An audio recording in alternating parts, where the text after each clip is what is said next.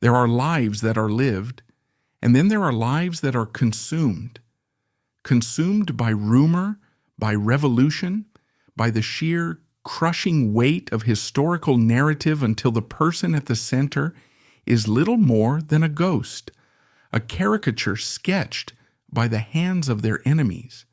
Few have been more thoroughly consumed than the last Queen of France, Marie Antoinette. The name itself conjures a cascade of images, doesn't it? Towering ships sailed in powdered hair, diamonds glittering like captured stars, and the phantom scent of cake offered to a starving nation. For over 2 centuries, her story has been told as a cautionary tale, a simple fable of a thoughtless, decadent queen who danced her way to the guillotine, oblivious to the suffering of her people. She is Madame Deficit. She is the heartless foreigner. She is the symbol of everything that was wrong with a dying world. But what if this simple fable is the most profound injustice of all? What if the caricature was a deliberate act of character assassination, a masterclass in political propaganda so effective that it has shaped our view for generations? Today, we embark on a different kind of journey. We are going to peel back the varnish of legend, brush away the dust of slander, and venture deep into the world that created this woman. We won't just recount her life, we'll inhabit it. We will explore the corridors of power in both Vienna and Versailles, decipher the secret letters between a daughter and her domineering mother, and uncover the political machinations that sealed her fate before she was old enough to understand the game. This is not the story of a villain, nor is it the story of a saint. It is the story of a political pawn, a teenage girl thrust into the epicenter of a global power struggle, who was tragically unprepared for the role she was forced to play. To find the real Marie Antoinette, we must first leave France behind and travel to the heart of an empire, to a palace where a formidable empress was moving her children like chess pieces across the map of Europe. To truly grasp the destiny of the girl who would become Marie Antoinette, one must first understand the seismic shifts shaking the foundations of 18th century Europe. It was an era of dazzling contradictions. In the salons of Paris, philosophers like Voltaire and Rousseau were championing reason, liberty, and the rights of man, planting the intellectual seeds of revolution. The Enlightenment was in full bloom, casting a brilliant light of inquiry into the darkest corners of superstition and tradition. Yet outside these intellectual circles, the old world, the Ancien Regime, held fast. This was a world still governed by the divine right of kings with rigid hierarchies and absolute monarchies, where the fate of nations rested in the hands of a few intermarried families. And for centuries, the two most powerful and bitter rivals in this grand theater were the House of Bourbon in France and the House of Habsburg in Austria. Their rivalry was the central, defining conflict of European politics. They had waged war against each other for generations, their ambitions clashing in Italy, Germany, and the Netherlands. This was a family feud on a continental scale, a deep-seated institutional hatred that had shaped the identity of both kingdoms. To a Frenchman, Austria was the eternal enemy. To an Austrian, France was the arrogant aggressor. But the mid-18th century saw this ancient rivalry upended by a new aggressive power, Prussia, under its brilliant and ruthless king, Frederick the Great. Frederick's invasion of the Austrian province of Silesia in 1740 triggered the War of the Austrian Succession, a brutal 8-year conflict that announced Prussia's arrival as a major European player. This war was a traumatic awakening for the Habsburgs, and especially for their young, iron-willed ruler, Empress Maria Theresa. Maria Theresa had inherited a sprawling, multi-ethnic empire, But she saw how vulnerable it was. She understood that the old enmities were now a luxury she could no longer afford. The rise of Prussia had fundamentally redrawn the map of power. Faced with a dangerous new enemy on her northern border, the Empress and her shrewd chancellor, Prince von Kaunitz, engineered the unthinkable, a diplomatic revolution. They proposed an alliance with their sworn enemy, France. This was a shocking, almost blasphemous idea to the courts of Europe. It was as if two warring gods had suddenly declared a truce. The goal was purely pragmatic: to contain the ambitions of Prussia and secure the future of their respective dynasties.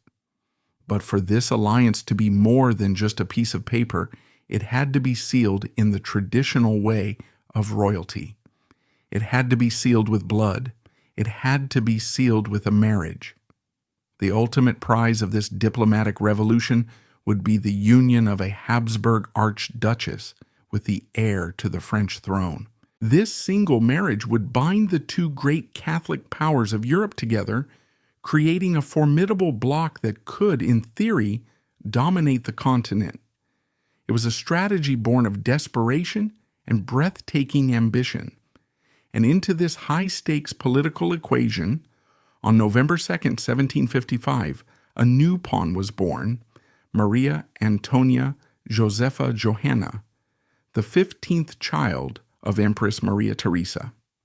She was born not just into a family, but into a political strategy. Her destiny from her very first breath was to be a living symbol of this fragile, controversial, and ultimately doomed alliance. Before Marie Antoinette was a queen or even a dauphine, she was the daughter of Maria Theresa, and no single person had a more profound and complex influence on her life.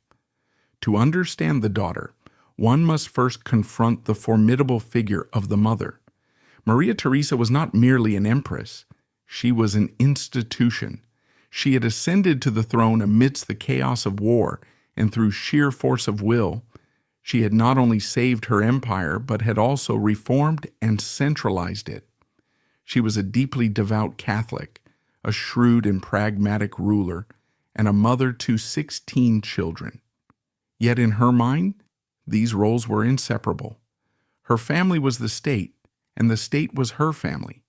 She ruled her children with the same blend of loving affection and ruthless discipline that she applied to her empire. The imperial palace in Vienna, the Hofburg, and the sprawling summer residence of Schönbrunn were not just royal homes. They were workshops for producing royal assets. Each archduke and archduchess had a role to play, a destiny preordained by the needs of the dynasty. For her daughters, this meant one thing: a strategic marriage. They were the Habsburg broodmares, as some historians have called them, sent across Europe to secure alliances and produce heirs. One daughter, Maria Christina, was the empress's favorite and was allowed to marry for love. The others were not so fortunate. Maria Amelia was married off to the Duke of Parma, a union she detested. Maria Carolina was sent to Naples to marry a boorish king, a fate originally intended for another sister who died of smallpox. And then there was Maria Antonia, or Antoine, as her family affectionately called her. As one of the youngest daughters, she was initially far down the list for the grand French prize. But fate, in the grim form of disease, intervened. Smallpox, the scourge of the 18th century, tore through the imperial family, claiming the life of Maria Josepha, the sister who was formerly betrothed to the King of Naples. This tragedy caused a reshuffling of the marital chessboard. Maria Carolina was sent to Naples in her sister's place, and suddenly the path was clear for the charming, vivacious, and somewhat frivolous Antoine to become the designated bride for the future King of France. This reflects a crucial hidden truth about her life. Her grand destiny was an accident. She was a substitute, a replacement pushed onto the world stage by tragedy. This fact likely contributed to her mother's persistent anxiety about her suitability for the role. Maria Theresa knew her youngest daughter well. She saw a child who was sweet-natured and eager to please, but also lazy in her studies, easily distracted, and perhaps too naive for the sophisticated and treacherous court she was about to enter. The Empress's letters to Antoine in the years leading up to the marriage are filled with a sense of urgent, almost desperate coaching. She was trying to mold her carefree daughter into a queen, and she feared she was running out of time. Life for the young archduchess was a strange paradox of formal grandeur and surprising intimacy. Unlike the rigid public theater of Versailles, the Austrian court, while still governed by protocol, allowed for a more relaxed and family-oriented atmosphere. Antoine's childhood was spent between the sprawling Habsburg Palace in Vienna and the magnificent Schönbrunn, the Habsburgs' summer retreat. Schönbrunn, with its glorious gardens, its zoo, and its ornate rooms, was a paradise for a child.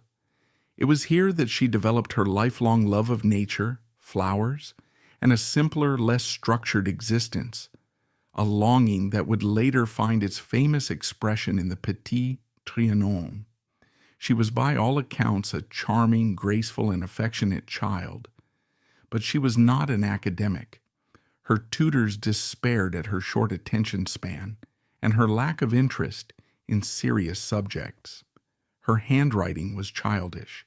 Her grasp of history and politics was negligible. And even her French, the most crucial language for her future role, was peppered with German grammar, a flaw that would subtly mark her as a foreigner for the rest of her life. This lack of rigorous education wasn't necessarily neglect. It was by design. The education of a future queen consort was not intended to create a political thinker. It was designed to create a charming ornament, a woman who could preside over a court with grace, produce heirs, and, most importantly, represent the interests of her native land without causing political waves. She was taught the art of appearance, not the science of governance. It was in this relatively relaxed environment at Schönbrunn that the famous encounter with Wolfgang Amadeus Mozart took place. In 1762, the 6-year-old prodigy was a sensation, touring the courts of Europe. After performing for the imperial family, the story goes that he slipped on the polished floor. While others hesitated, the 7-year-old Antoine rushed to help him. Mozart, ever bold, thanked her and declared his intention to marry her.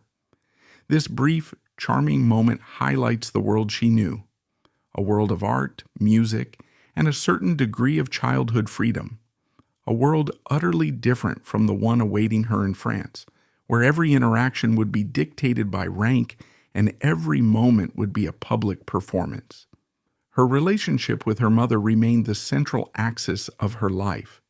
It was a bond of deep love, but also one of profound fear. She adored her mother and desperately sought her approval, a dynamic that Maria Theresa skillfully exploited to maintain control over her long after she left for France. This upbringing produced a young woman who was kind, loyal, and desperate to be loved, but also one who lacked intellectual discipline, self-confidence, and any real understanding of the political world she was about to dominate. As the 1760s drew to a close, the marriage negotiations entered their final critical phase. The education of the 12-year-old Maria Antonia became a matter of international importance. The French court sent reports back to Vienna that were politely damning. The future Queen of France was charming, yes, but she was shockingly ignorant. Panic set in. Maria Theresa launched a royal makeover project with the intensity of a military campaign. A French tutor, the Abbé de Vermont, was dispatched to Vienna to cram years of education into a few short months. Next came the physical transformation. A French dentist performed painful orthodontic procedures to correct her teeth. French hairdressers and dancing masters were brought in to sculpt her into the image of a French princess. Every aspect of her being was being meticulously de-Austrianized and repackaged for French consumption. Her personal identity was being scrubbed away and replaced with a carefully constructed persona. Throughout this process, her mother's letters became a constant stream of instruction and criticism. Your appearance, your accomplishments, your pregnancies, everything will be of consequence, Maria Theresa wrote, reminding her daughter that her very body was now an instrument of state. What was tragically missing from this education, however, was any substantive training in economics or social policy.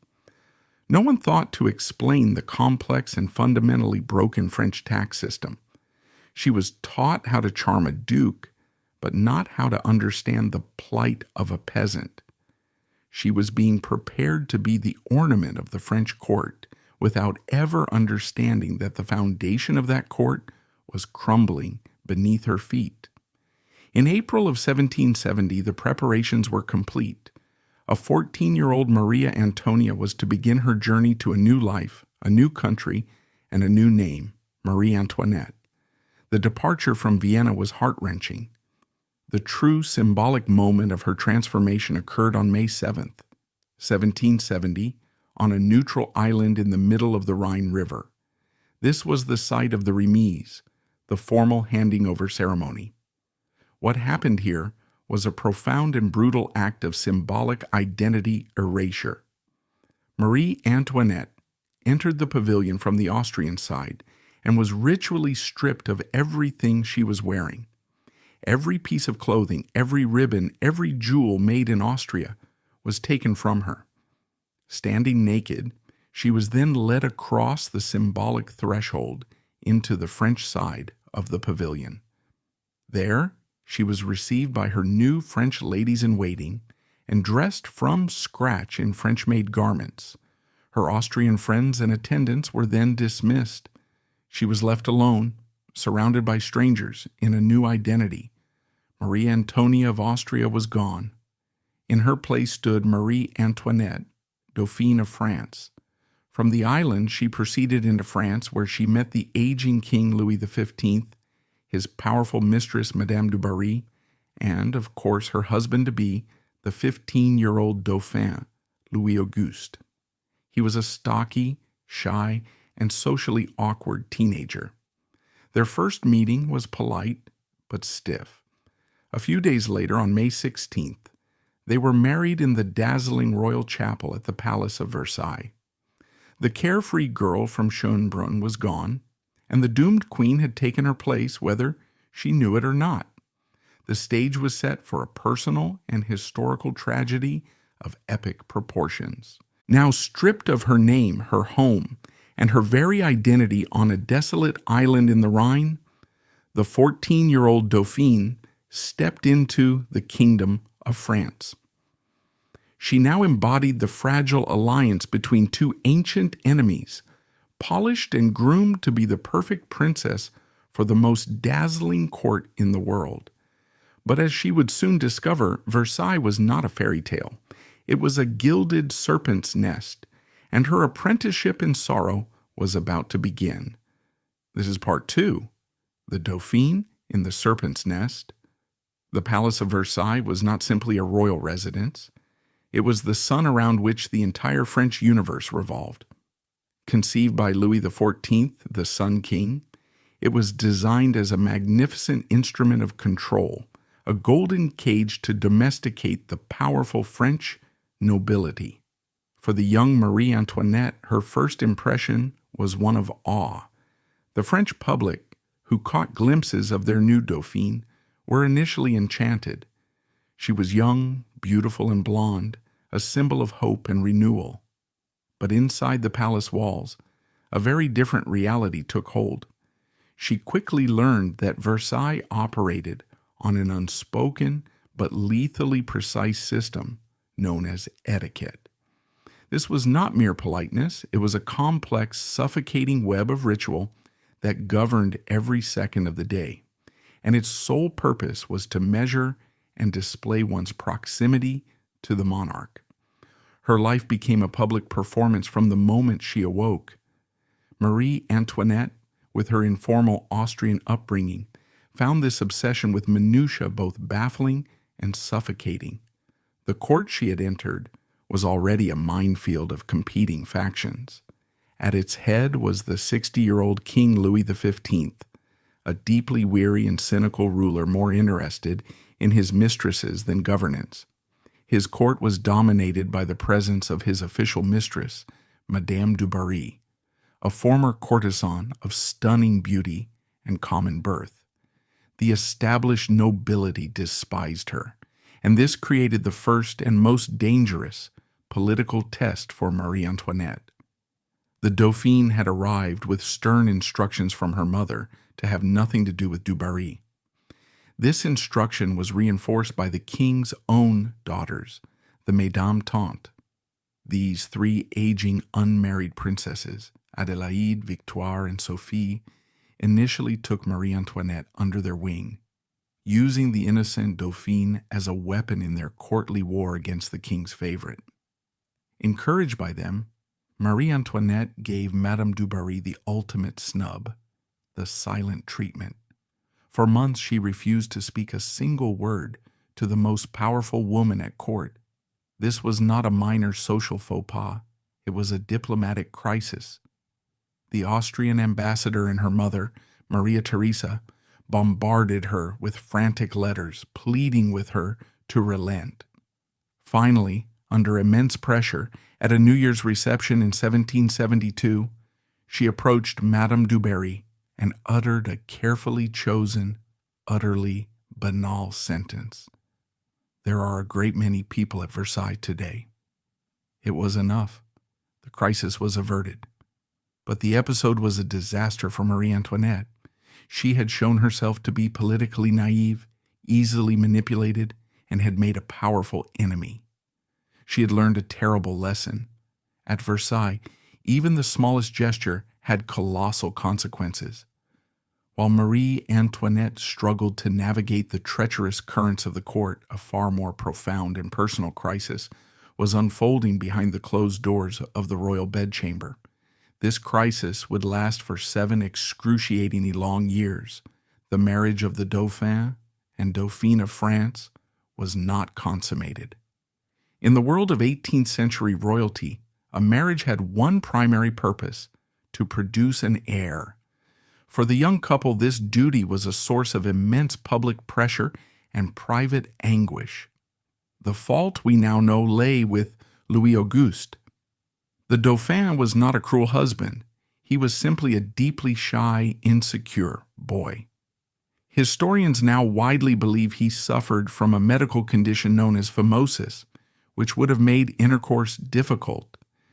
In the 18th century, this was a deeply shameful secret. For Marie Antoinette, this failure was a public humiliation. Her status was precarious. The pressure from her mother in Vienna was relentless, and her most private failure became the subject of international diplomatic correspondence. This 7-year vacuum at the heart of the royal marriage became a breeding ground for the poison that would permanently stain her name. The Parisian pamphleteers, who churned out vicious satires known as libelles, began to invent their own stories. They depicted the king-to-be as a bumbling fool and painted Marie Antoinette as a depraved and insatiable adulteress. The image of the wanton Austrian was born in the gossip of the 1770s, a direct result of the empty royal cradle. Trapped in a loveless marriage and alienated by the court, Marie Antoinette did what any lonely teenager would do. She sought escape. She threw herself into the distractions Versailles had to offer: a passion for fashion, high-stakes gambling, the theater, and masquerade balls. To her critics, this was proof of her innate frivolity, but psychologically it is easy to see it as a coping mechanism. More important than the parties were the people. She gathered around her a small, intimate circle of friends, a radical break from tradition. Her first and most devoted friend was the gentle Princesse de Lamballe. Even closer and far more controversial was Yolande de Polignac. In her company, Marie Antoinette could shed the burden of etiquette and be herself. She showered the Polignac clan with a breathtaking array of pensions, titles, and expensive gifts. This exclusive circle became her chosen family, but to the thousands of nobles excluded from it, this favoritism was a mortal insult. Resentment festered. This sense of exclusion, combined with her foreign birth, solidified the pernicious nickname that would follow her to the grave, l'Autrichienne. On the surface, it simply meant the Austrian woman, but it was always used with a sneer, carrying the unspoken weight of foreigner, outsider, and eventually, enemy. In the late spring of 1774, the decadent 64-year-long reign of Louis XV came to a sudden and gruesome end from smallpox. On May 10th, the king succumbed. The moment of his death was signaled not by a pronouncement, but by a sound. In their own chambers, Marie Antoinette and her husband heard it, a sound like thunder, the heavy running footsteps of hundreds of courtiers, stampeding towards them to pledge allegiance to the new king. One of their ladies-in-waiting entered their room to find the young couple on their knees, weeping. They are said to have stammered together, "Mon Dieu, protégez-nous, nous régnons trop jeunes." My God, protect us, for we reign too young. This was not a cry of triumph. It was a cry of pure, unadulterated terror. He was Louis XVI, King of France, not yet 20. She was Marie Antoinette, Queen of France, just 18. As they rose to their feet to face the waiting court, they were no longer just a dauphin and dauphine struggling with their personal lives. They were the king and queen, and their personal failures were now inextricably linked to the fate of France itself. The storm had been gathering for decades, and they had just been placed directly in its path. In that thunderous rush of footsteps down a Versailles corridor, a world had changed. A weary, cynical king was dead, and in his place stood two terrified teenagers. For a nation weary of the failures of the previous reign, their youth was a promise of a new beginning. But as Marie Antoinette would soon attempt to reign not just as a queen, but as a woman, she would find that every private choice created a public scandal. This is the story of a queen who tried to escape her gilded cage, only to build a prison of her own. This is part 3, the Queen of Illusions. The first years of the new reign were bathed in a hopeful golden light. The French public embraced their young monarchs with genuine enthusiasm. Louis XVI was a stark contrast to his grandfather, pious, faithful, and serious-minded. Marie Antoinette charmed the public with her grace and beauty. But behind the scenes, the fundamental problems of their personalities and their marriage persisted. Louis XVI, while well-intentioned, was burdened by a crippling indecisiveness, and the central, humiliating problem of their marriage remained. For 3 more years, the royal bedchamber remained a place of failure. The situation became so politically embarrassing that in 1777, Marie Antoinette's brother, the Holy Roman Emperor Joseph II, intervened personally. He traveled to France and had a series of brutally honest conversations with both Louis and his sister. To Louis, he gave frank, practical advice. To his sister, he castigated her for her gambling and frivolity. The imperial intervention worked. The 7-year deadlock was finally broken, and the marriage was consummated. A year and a half later, in December 1778, Marie Antoinette gave birth to her first child, a daughter, Marie-Thérèse Charlotte. The queen had fulfilled her primary duty, but the kingdom still lacked a dauphin. With her position solidified by motherhood, Marie Antoinette sought to create a space that was truly her own. Louis XVI, eager to please her, gave her a gift of unprecedented significance, the small chateau on the grounds of Versailles, known as the Petit Trianon. This was the first time in history that a Queen of France had owned a piece of property entirely independent of the king. The Trianon was to be her domain, and she immediately set about transforming it. Her first rule was the abolition of etiquette. Here, the queen was simply a hostess among her friends. For Marie Antoinette, this world was a paradise, a refuge where she could shed the crushing weight of her public role. But this private freedom came at a catastrophic public cost. To the thousands of courtiers excluded from it, the Trianon was a fortress of exclusion, a mortal insult. The stories that leaked out were twisted into tales of debauchery and decadence.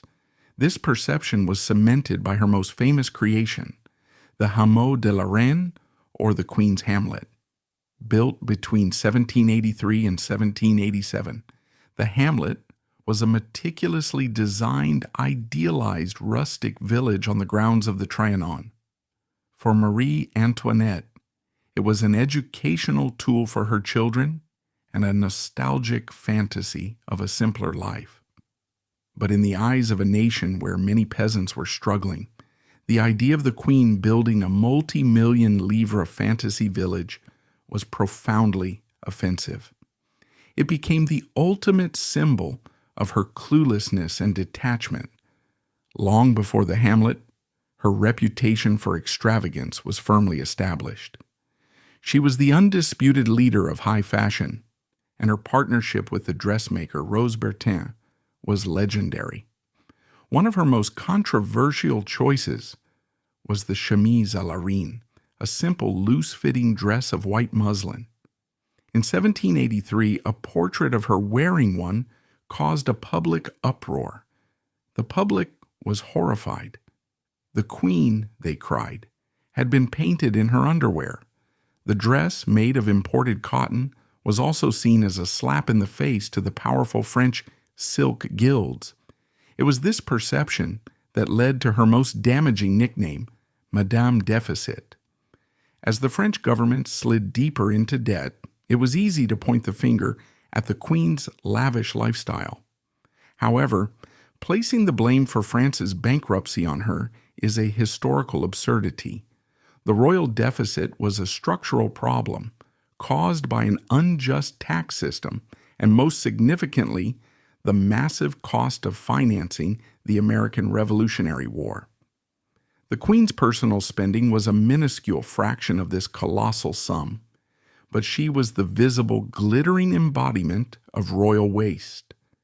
In October of 1781, Marie Antoinette finally achieved her ultimate dynastic triumph. She gave birth to a son, Louis Joseph. The kingdom finally had a dauphin. This moment should have been the pinnacle of her reign. Instead, it only opened a new and more poisonous line of attack. The libels now sneered that the Queen had a son, but he was not the king's. They began to viciously attack the legitimacy of the royal children. The most persistent rumor centered on a dashing foreigner, the Swedish Count Axel von Fersen. Fersen became an intimate of her private circle, and the emotional connection between them was deep and immediate. Was he her lover? It is the great unanswered question of her life. What is certain is that he was her soulmate. But in the poisonous atmosphere of the 1780s, this deep friendship was inevitably interpreted as a clandestine affair. This narrative was not just an attack on her personal morality, it was a fundamental assault on the legitimacy of the monarchy itself. By the mid-1780s, Marie Antoinette was living in a dangerous illusion. In her private world of the Trianon, she may have felt she had found happiness, but outside, her public image was in ruins. The well of public opinion had been thoroughly poisoned. All that was needed now was a single dramatic event to make that poison overflow. That event was coming, and it would arrive in the form of a scheming con artist, a gullible cardinal, and the most magnificent diamond necklace the world had ever seen. By the mid-1780s, the Queen was living a life of profound contradiction. She had fulfilled her dynastic duty, yet her name was poison, her reputation shaped by years of relentless slander. The public was willing and even eager to believe anything, no matter how monstrous or absurd. This climate of contempt set the stage for a scandal so spectacular it would serve as the prologue to revolution, a grand theft in which the Queen's last shred of honor was stolen. This is part 4, The Necklace of Lies. At the heart of our story is an object of almost mythical beauty and folly, the Baumer and Bassange diamond necklace. Commissioned by Louis XV for Madame du Barry but unfinished at his death, it was a monument to extravagance. Comprised of 647 flawless diamonds, weighing an almost unbelievable 2,800 carats. Its price was a staggering 1.6 million livres. The jewelers had desperately offered it to Marie Antoinette, but she, aware of the kingdom's precarious finances, had unequivocally refused. The necklace was locked away, a glittering white elephant waiting for a buyer. The perfect mark was Prince Louis de Rohan, Cardinal of France. A man of immense ambition but limited intelligence, he desperately yearned to win the Queen's favor, as she despised him for offending her mother years earlier. This desperation made him the perfect victim for our third player, Jeanne de la Motte Valois, one of history's most brilliant con artists. A descendant of royalty with no fortune, she was a master manipulator who saw in the cardinal's desperation the opportunity of a lifetime. Jeanne began her deception with a simple lie. She convinced Rohan that she was a secret, intimate friend of the Queen. Soon, she was facilitating a secret correspondence between them. Of course, the letters from the Queen were forgeries by Jeanne's accomplice. With each letter, Rohan was drawn deeper into the illusion. To completely ensnare him, Jeanne devised the master stroke, a secret, nighttime meeting in the gardens of Versailles. She hired a prostitute who bore a passing resemblance to the Queen. In the dim light of the Grove of Venus, the false Marie Antoinette met Rohan for less than 2 minutes, handed him a rose, and whispered, "You may hope." For the cardinal, his fantasy was now real. He was completely under Jeanne's control. With Rohan, a true believer, Jeanne sprang the trap. She told him the Queen secretly desired the necklace, but needed him to acquire it on her behalf. Rohan, believing this was his ultimate mission, proudly met with the jewelers and signed a contract for the necklace. He then handed the casket to a man he believed was the Queen's valet. Jeanne and her husband immediately broke the magnificent piece apart and began selling the loose diamonds on the black market. For months the con held. But when the first payment came due, Rohan could not pay. The jewelers, growing anxious, went directly to the Queen, who of course knew nothing. The entire audacious con fell apart. When the full story was presented to the King and Queen, their reaction was one of absolute fury. Marie Antoinette was mortally insulted that Rohan could believe her capable of such a sordid scheme. Against advice, they demanded a public trial to clear her name. This was their single most catastrophic political mistake. The trial, before the Parlement of Paris, transformed a criminal case into a political showdown. The trial became the greatest media sensation of the 18th century. Rohan played the role of the pious, naive victim. Jeanne was a brilliant and defiant defendant, spinning a web of lies. The Queen, the true victim, was not a witness, but found her own reputation on trial. Every ugly rumor from the past decade was dredged up to paint a portrait of a woman capable of the deceit she denied. On May 31st, 1786, The Parlement delivered its verdict. To the shock of the king and queen, Cardinal de Rohan was fully acquitted. The Parisian crowd erupted, hailing him as a martyr who had stood up to the tyranny of the Austrian. Jeanne de la Motte was convicted and imprisoned, but even she became a sort of folk hero. Though legally innocent, Marie Antoinette had been utterly condemned in the court of public opinion. The acquittal was seen as a direct repudiation of the queen. The affair seemed to confirm everything the public already believed about her. The diamond necklace affair was the point of no return. It stripped the monarchy of its mystique and moral authority and destroyed the last shred of public trust in the queen. The affair did not cause the French Revolution, but it prepared the way for it, creating a climate of contempt and suspicion where revolution became not only possible, but inevitable. The verdict was in. The Cardinal de Rohan walked free, hailed as a hero, while the queen, the true victim, suffered the full force of the punishment. The affair of the diamond necklace acted as a flash of lightning, illuminating a kingdom consumed by rot. For Marie Antoinette, the acquittal was a profound violation, burning away her youthful innocence and replacing it with the hard ash of paranoia. As she walked through the twilight of the Ancien Regime, she would face a crumbling kingdom, personal grief, and one last fateful gamble that would lead not to salvation, but to revolution.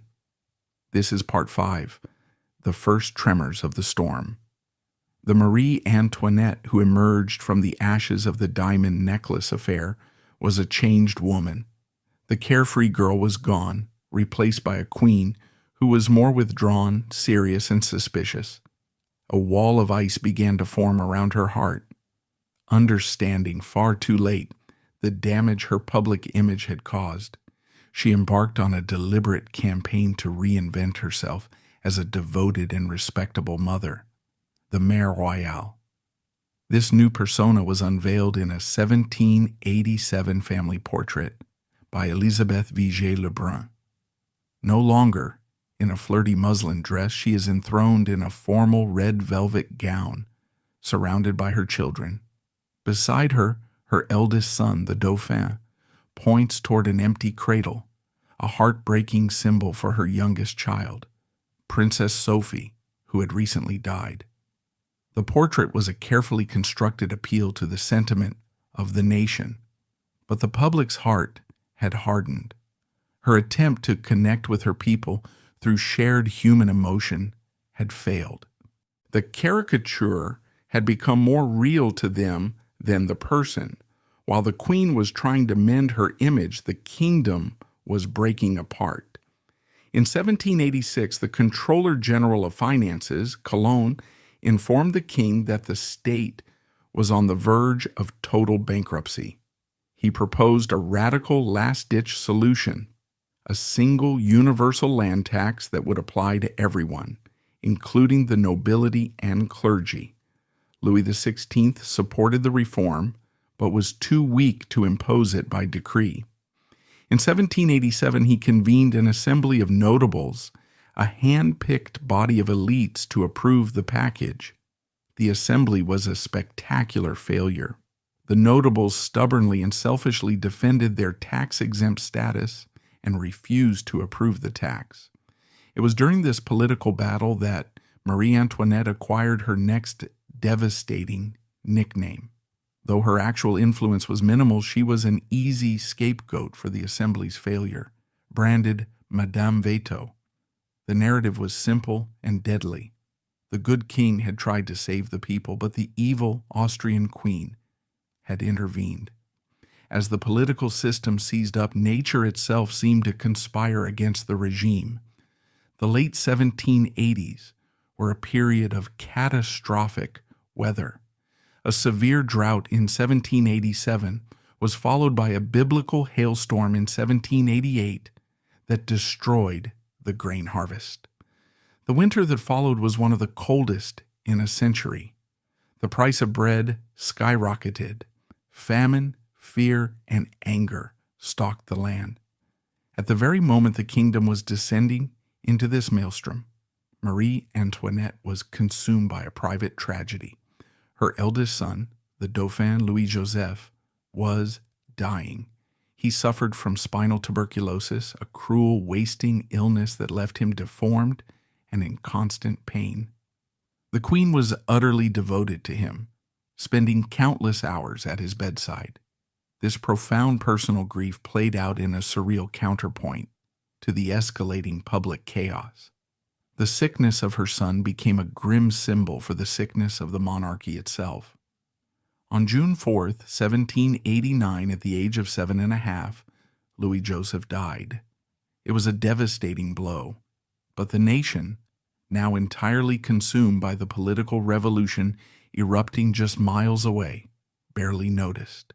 The Queen was left to mourn her son almost entirely alone. With the kingdom ungovernable and bankrupt, King Louis XVI made his last fateful decision. He summoned the Estates General, a medieval assembly that had not met for 175 years, representing the three social orders of France: the clergy, the nobility, and the Third Estate, everyone else. Their meeting in May 1789 was doomed from the start by one explosive question: how would they vote? By order, which guaranteed a majority for the privileged, or by head, which would give power to the much larger Third Estate. Marie Antoinette viewed the entire proceeding with profound dread. Still reeling from the death of her son, she was now fiercely protective of the royal authority for her new heir. She advised the king to stand firm. The king, as usual, vacillated. His indecision created a power vacuum, and the Third Estate seized the initiative. On June 17th, they declared themselves the National Assembly, the true representatives of the French people. 3 days later, finding themselves locked out of their meeting hall, they gathered at a nearby indoor tennis court and swore the famous tennis court oath, pledging not to disband until they had given France a constitution. This was the revolution. The claim to be the sovereign National Assembly was a direct repudiation of the king's absolute authority. The political order of 1,000 years had been shattered. The king had lost control. Marie Antoinette was now seen as the heart of the reactionary Austrian Committee, the chief enemy of the people. In Paris, just 12 miles away, decades of anger over inequality, injustice, and the price of bread were reaching critical mass. The people were arming themselves, and their rage was beginning to focus on a single, ominous stone fortress in the heart of the city, a medieval prison that had become the ultimate symbol of royal tyranny, the Bastille. The tremors were over. The earthquake was about to begin. The world of the Ancien Regime died not with a whimper, but with a roar. In the summer of 1789, the procedural revolution of the tennis court oath gave way to a revolution of blood and iron. For years, Marie Antoinette had been a target of slander. Now she was to become the target of pikes and muskets. The abstract hatred of the pamphlets was about to manifest as a physical mortal threat, as the people of Paris rose up to end her world forever. This is part 6, The World Turned Upside Down. In the tense early days of July 1789, Versailles was a hothouse of intrigue. The Queen and the King's youngest brother, the arch-conservative Comte d'Artois, led a faction that urged the King to crush the nascent revolution with force. On July 11th, the King made a catastrophic blunder. He bowed to the pressure of the Queen's party. He dismissed his popular, reform-minded finance minister, Jacques Necker, and ordered loyal army regiments, composed mostly of Swiss and German mercenaries, to surround Paris. When this news reached Paris, it was interpreted as the first move in a royalist coup d'etat. Panic and fury swept through the city. Orators like Camille Desmoulins called the people to arms. On the morning of July 14th, Their search for gunpowder led them to a grim medieval fortress that dominated the eastern skyline, the Bastille, a potent symbol of royal tyranny. The crowd demanded that the fortress's governor surrender the gunpowder. He refused. A chaotic, bloody battle began, and the fortress fell. The governor was captured, murdered, and his head was stuck on a pike and paraded in triumph through the city. The fall of the Bastille was a political earthquake, a spectacular, violent act of defiance. When the king was told the news, he famously asked, "Is it a revolt?" The reply has become immortal. "No, sire, it is not a revolt, it is a revolution." The violence was not confined to Paris. Across the countryside, the great fear took hold. Fueled by rumors of aristocratic plots, terrified peasants armed themselves and attacked the chateaux of their noble lords. In the face of this insurrection, the royalist hardliners, including the Comte d'Artois and the Polignac family, fled France, leaving Marie Antoinette virtually alone as the most hated symbol of counter-revolution. At Versailles, the National Assembly moved to placate the peasantry. In a single feverish all-night session, on August 4th, feudalism was dismantled. Later that month, the Assembly produced its masterpiece, the Declaration of the Rights of Man and of the Citizen, proclaiming that all men were born free and equal in rights. It was the death certificate of the Ancien Régime. While the king weakly accepted these new realities, Marie Antoinette's position hardened into one of unshakable opposition. In the power vacuum created by the king's indecisiveness, she became the de facto leader of the royal resistance. Her defiant stance was put on full public display on October 1st, 1789, at a welcome banquet for the Loyal Flanders Regiment. According to inflammatory reports that reached Paris, the revolutionary tricolor cockade was thrown to the floor and trampled underfoot. The Queen's brief appearance was seen as her endorsement of this counter-revolutionary act. In Paris, the first days of October were desperate. The price of bread was punishingly high. The news of the banquet was the spark that ignited an inferno. On the morning of October 5th, the uprising began with the women of the central markets, the famously tough Poissardes. Driven by hunger and rage, they decided to march on Versailles itself and bring the king back to Paris. "Let's go get the baker," they cried, "the baker's wife and the little baker's boy." Through a driving rain, the astonishing procession of some 7,000 women began its 6-hour trek. At Versailles, the news was met with panic. The king, who had been out hunting, returned to chaos and chose to stay. Late that afternoon, the vanguard of the furious women arrived, laying siege to the palace. The night was tense, but the morning of October 6th brought the true terror. A small group of marchers discovered an unguarded gate and poured into the palace, surging up the great marble staircase, their target clear and their chants blood-curdling. "Where is the Austrian? We want to cut off her head." They swarmed towards the Queen's apartments.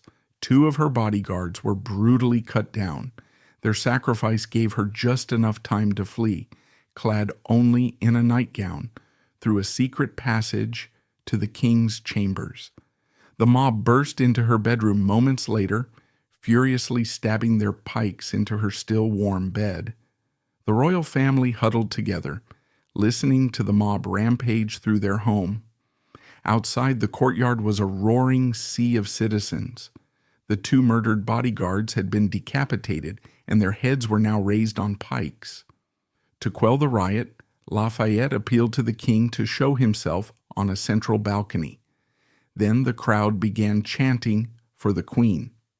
Ignoring the pleas of her advisors, Marie Antoinette made the single bravest decision of her life. She took her son and daughter by the hand and walked out. The crowd roared, "No children!" She gently pushed them back inside and stepped forward, alone. She stood there, defenseless, and then bowed her head deeply. For a long, silent moment, the crowd was stunned by this act of unexpected courage. The cries of hatred died down. Her life was spared, but the ordeal was not over. The crowd's central demand was now roared as one, "À Paris, to Paris." At 1 o'clock that afternoon, the grotesque procession began its slow 7-hour journey to the capital.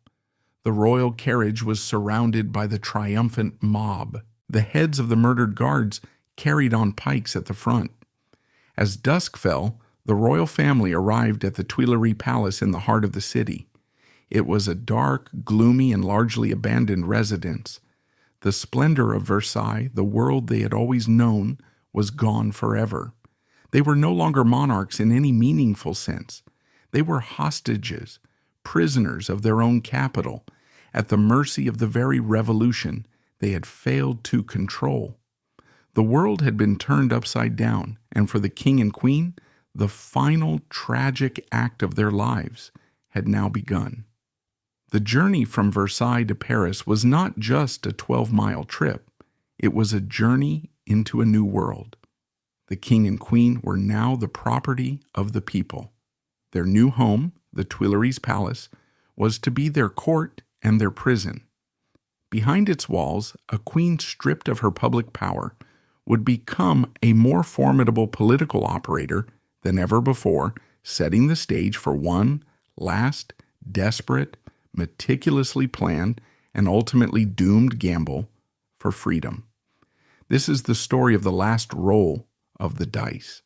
This is part 7, The Gilded Prison and the Great Escape. Life in the Tuileries was a surreal imitation of the life the royal family had once known. The ancient rituals of the court continued, but they were a hollow performance. The palace was surrounded day and night by thousands of soldiers of the National Guard commanded by the Marquis de Lafayette. He was their protector, but he was also their jailer. Under this immense pressure, the king and queen reacted in starkly different ways. Louis XVI, stripped of his authority and deeply depressed, sank into a state of lethargy. Marie Antoinette, on the other hand, was galvanized by the crisis.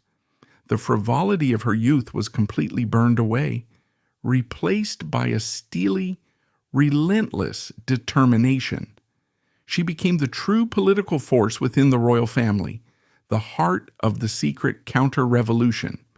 She spent her days and nights engaged in a vast clandestine correspondence, using complex codes and invisible ink to urge the other monarchs of Europe to form a coalition to intimidate the revolutionaries and restore the French crown.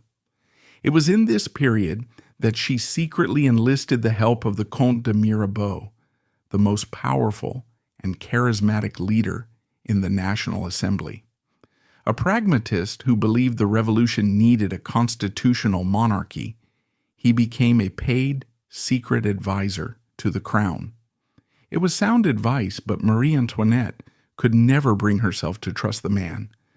Their secret, fragile alliance came to an abrupt end in April 1791, when Mirabeau died suddenly. With his death, the last best hope for a peaceful compromise between the monarchy and the revolution died with him.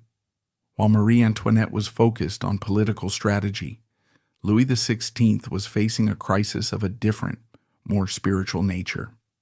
In July 1790, the National Assembly passed the civil constitution of the clergy, effectively shattering the power of the Catholic Church in France and requiring all clergy to swear an oath of allegiance to the state. For the deeply pious king, this was a declaration of war on God, an attack on his faith that he could not abide. This crisis of conscience was the final breaking point. He now fully agreed with the queen. Their only hope for salvation lay in escaping from Paris. The architect of the great escape was the one man the queen trusted implicitly, the Swedish Count Axel von Fersen. His devotion to Marie Antoinette was absolute, and he now threw his entire energy and fortune into engineering her family's salvation. The plan was not to flee France, but to reach the royalist town of Montmédy on the eastern frontier. There, under the protection of a loyal army, the king intended to renegotiate with the assembly from a position of power. Fersen's preparations were meticulous. He arranged for a false passport for a Baroness de Korff and commissioned a massive custom-built coach known as a berline. The plan for the escape, set for the night of June 20th, 1791, was worthy of a thriller. The royal family would slip out of the Tuileries in disguise, the king as a valet, the queen as a governess. On the appointed night, the escape was immediately plagued by delays that threw Fersen's meticulous schedule into chaos. Finally, they were off. Fersen himself drove them out of Paris, bidding the queen a tearful farewell before they transferred to the great Berlin. As the coach rumbled through the countryside, a dangerous sense of overconfidence set in. The king repeatedly broke his cover, and they fell further and further behind schedule. These delays proved fatal. The chain of loyal cavalry detachments stationed along the route began to break down. The final, irreversible moment of discovery came in the town of Saint-Menehould. There, the local postmaster, a fervent revolutionary named Jean-Baptiste Drouet, recognized the king's face from his portrait on a 50-livre banknote. Drouet did not raise the alarm there. Instead, he galloped furiously across country, taking a shortcut to the next town to cut off the escape and set a trap. Late that night, the royal coach clattered into the small, dark town of Varennes-en-Argonne, but their military escort was on the wrong side of the river, and Drouet had arrived first.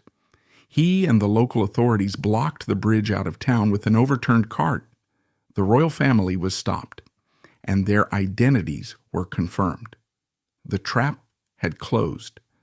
The King of France was a prisoner of a provincial grocer. The next morning, emissaries from the National Assembly arrived to order the king's return. The great escape was officially over.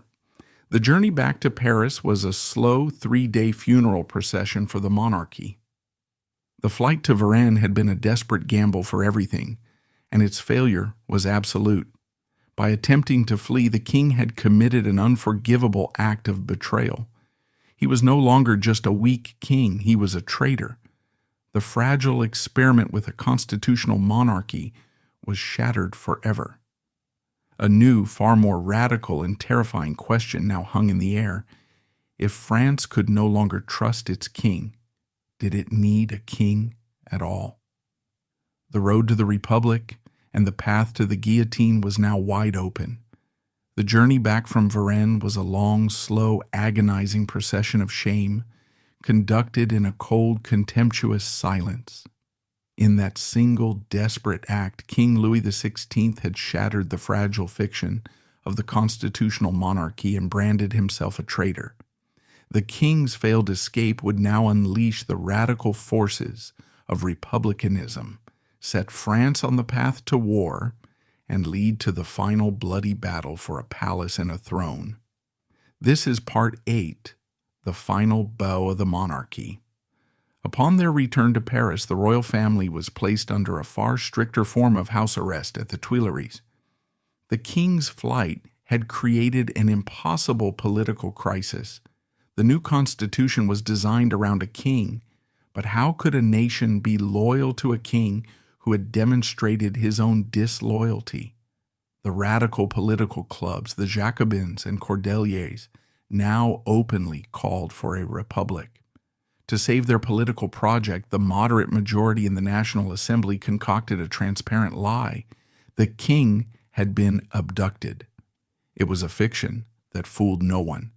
This chasm between the moderates and the radicals erupted into bloody violence on July 17th, 1791. A massive crowd gathered on the Champ de Mars to sign a petition demanding the king's abdication. The National Guard, under orders from the moderate government, opened fire on the unarmed crowd, killing dozens. The Champ de Mars massacre was an unforgivable betrayal that shattered the unity of the revolution. In this climate of toxic suspicion, the new constitution was finally inaugurated in September 1791. Louis XVI, a king in name only, solemnly swore an oath to uphold it. A fragile, artificial peace settled over Paris, but it was the peace of a battlefield, with both sides merely reloading. Confined to the Tuileries, Marie Antoinette had abandoned all hope of compromise. She now believed their only salvation lay in the armed intervention of the other European powers. She engaged in a furious, high-stakes diplomatic double game, using her loyal friend Axel von Fersen to send a constant stream of coded letters to her brother, the Emperor of Austria, and other rulers. She urged them to form an armed congress to intimidate the revolutionaries. From her perspective, these were the desperate actions of a queen fighting to save her family. But from the perspective of the French people, they were acts of high treason, confirming the oldest slander against her, that she was and always had been l'Autrichienne, the Austrian spy. By the spring of 1792, a strange and dangerous war fever had gripped Paris. The radical Girondins in the Assembly wanted war to export the revolution and expose the king's treachery. Marie Antoinette and her supporters also secretly welcomed war, believing the ill-prepared French army would be quickly crushed by Austria and Prussia, who would then restore the king's absolute power. It was a suicidal gamble.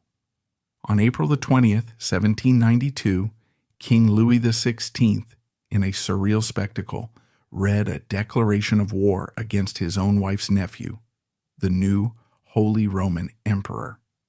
The war began with a series of humiliating defeats for France, just as the Queen had hoped. But instead of a royalist uprising, this fueled more revolutionary paranoia. The final spark was the Brunswick Manifesto.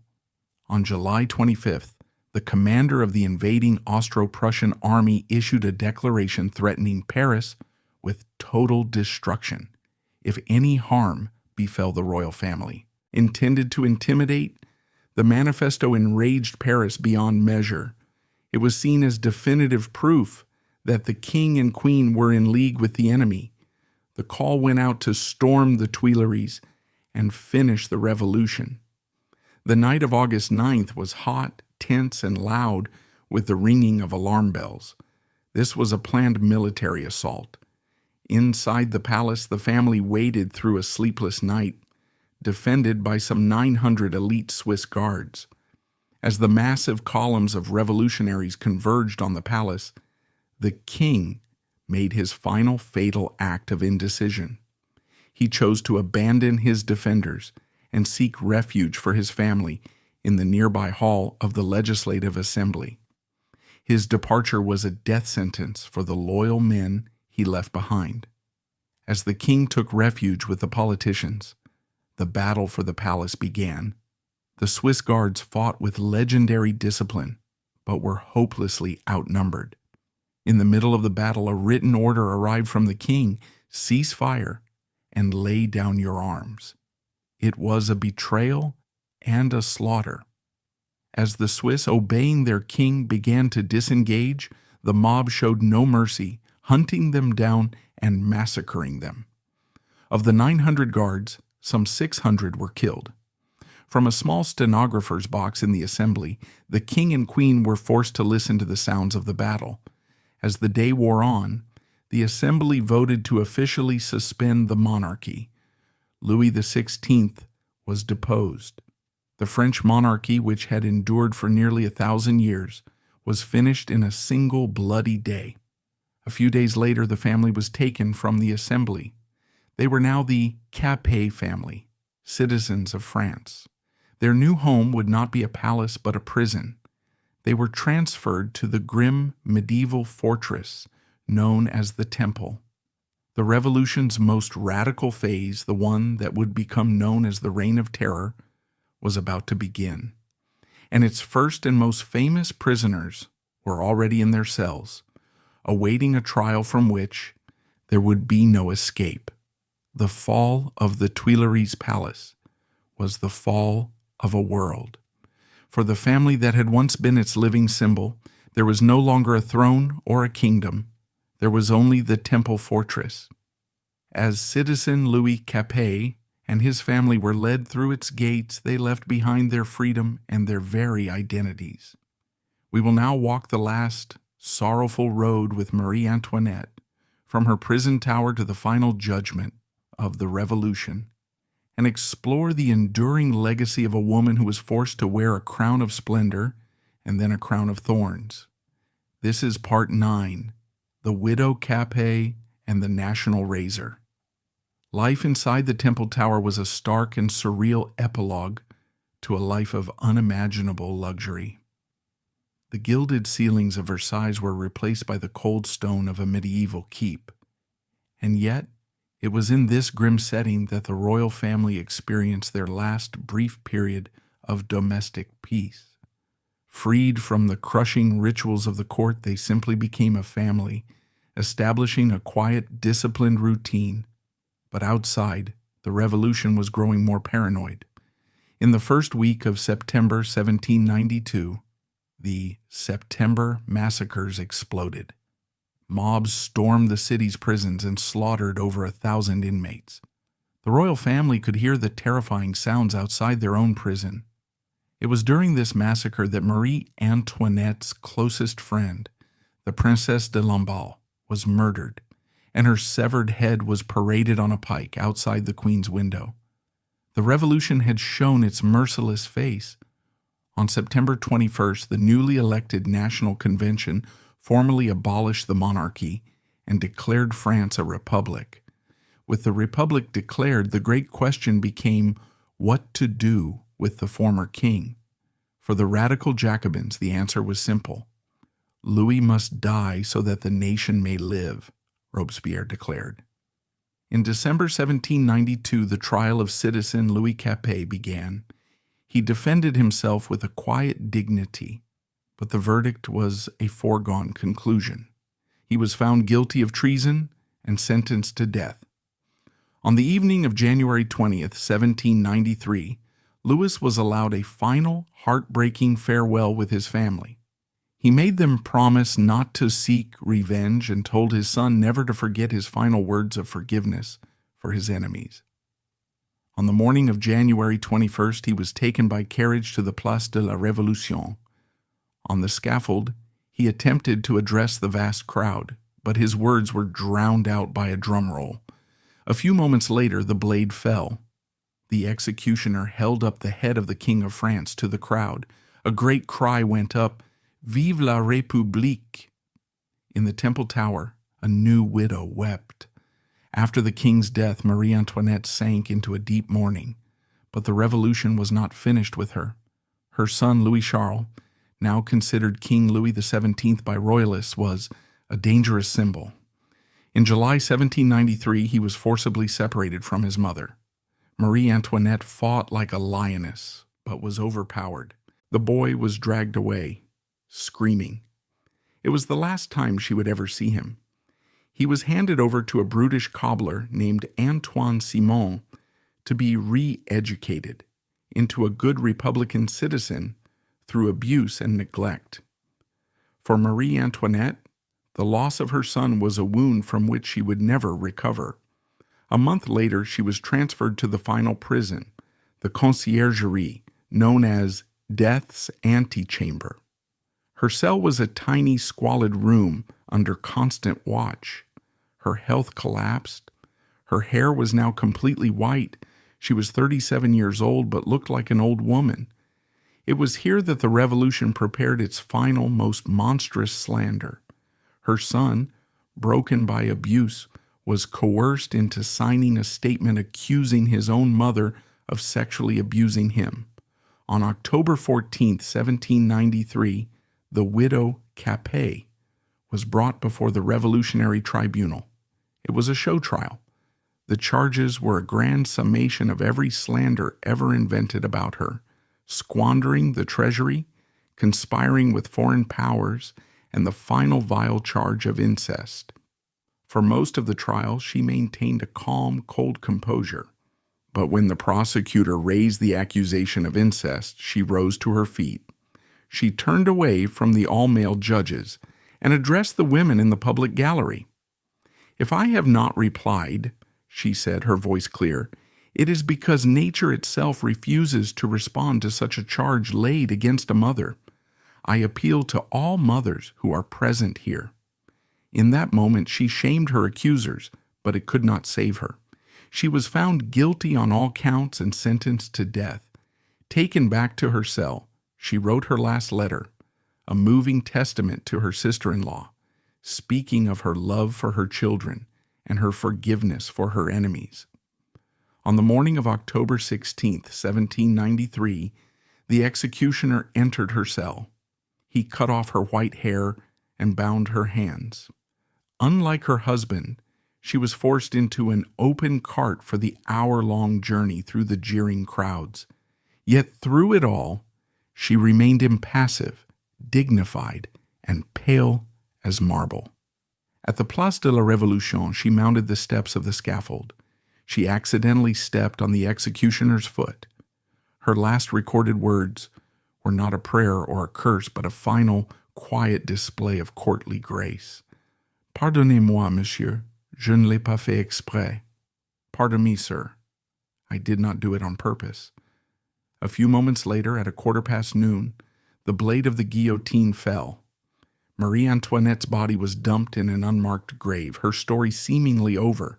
Her daughter, Marie-Thérèse, would be the only member of her immediate family to survive the revolution.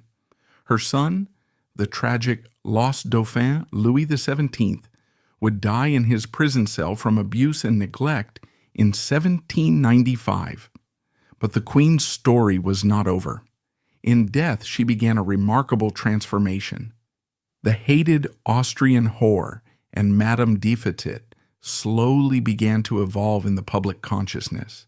She became a romantic figure, a symbol of motherhood and dignity in the face of unimaginable horror. She was no longer seen as the cause of the revolution, but as its most famous and tragic victim. Who was the real Marie Antoinette? She was not the virtuous saint of royalist legend, nor was she the depraved monster of revolutionary propaganda. She was a woman of average intelligence who was placed by an accident of birth into a situation of extraordinary crisis. She was a girl from Vienna who loved her children, who adored fashion and friendship, and who desperately sought a life of private happiness in a world that demanded she be a public symbol. Her greatest flaw was not malice, but a tragic and perhaps willful blindness to the world outside her palace gates. Her story is a powerful reminder that history is not just a grand narrative of politics and battles, but a collection of individual human lives. And it is a chilling testament to the power of words, of how rumor, slander, and propaganda can create a caricature so powerful that it consumes the real person, a caricature so potent that a nation can be convinced it is justified in murdering a mother. The doomed queen paid the price not just for the sins of the monarchy, but for the sins of her time.